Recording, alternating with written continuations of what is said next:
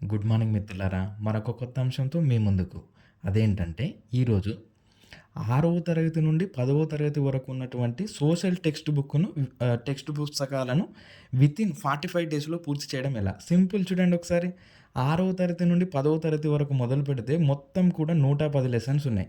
అంటే ఈ 110 లెసన్స్‌ని కూడా మానవుని చుట్టూ మానవునికి అవసరమయ్యే విధంగానే రూపొందించి ఉన్నారు.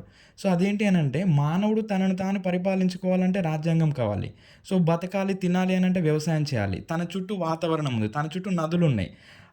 అతను ఆనందంగా ఉండాలి అనంటే సాహిత్యం కావాలి, కళలు కావాలి. అతనికి ఒక ప్రాంతం నుంచి మరొక దగ్గరికి వెళ్ళాలంటే రవాణా కావాలి. రవాణాలో రంగాలుంటాయి. సో, ఇంధనాలు కావాలి. ఆ ఇంధనాలలో మళ్ళీ రకాలుంటాయి. సో, ఆర్థికం కావాలి, డబ్బులు కావాలి, ప్రభుత్వం కావాలి, సాంకేతిక విజ్ఞానం కావాలి. అంటే ఏంటి?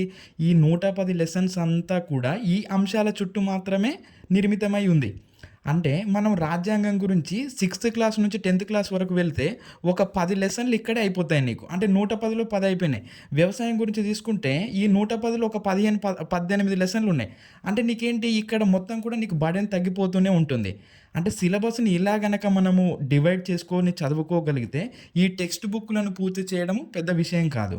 సో, అలాగే నేను చెప్పేదేంటి అనంటే టెక్స్ట్ బుక్కులన్నిటిని కూడా ప్రతిరోజు తీసి చూడలేం. అలా అని అందుకని మనం ఏం చేయాలనంటే మనకంటూ ఒక ఓన్‌గా నోట్స్ ప్రిపేర్ చేసుకుంటే ఈజీ అయిపోతుంది. సో, నేనేం చేశాను అనంటే మూడవ తరగతి నుండి 10వ తరగతి వరకు మొక్క అనే అంశాన్ని తీసుకున్నాను.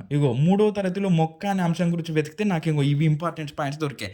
దాదాపుగా 3, 4 లెసన్‌లంతా కూడా ఒకే దగ్గరొచ్చింది. నాలుగో తరగతి తీసుకున్నాను. నేను ఇలా ఎక్కడి వరకు వెళ్ళాను అనంటే అప్ టు 10థ్ క్లాస్ వరకు వెళ్ళాను. ఇది ఫిఫ్త్ క్లాస్‌లో ఏముంది అనేది అంటే మనం ఏం చదవాలి?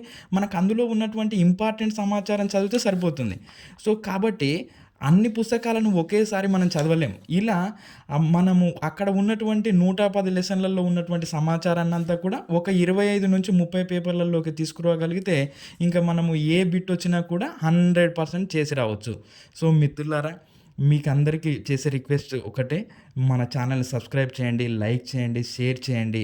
మీరు చేసేటటువంటి ఈ విధానాల వల్లనే, ఈ పనుల వల్లనే అది నాకెంతో బూస్ట్‌గా పనిచేస్తుంది. ఇలాంటి కంటెంట్ ఎంతో మన దగ్గర ఉంది. మీకు నేను అందించడానికి రెడీగా ఉన్నాను. మీరు మన ఛానల్‌ని తప్పకుండా సబ్స్క్రైబ్ చేసి లైక్ చేయాలని కోరుకుంటున్నాను.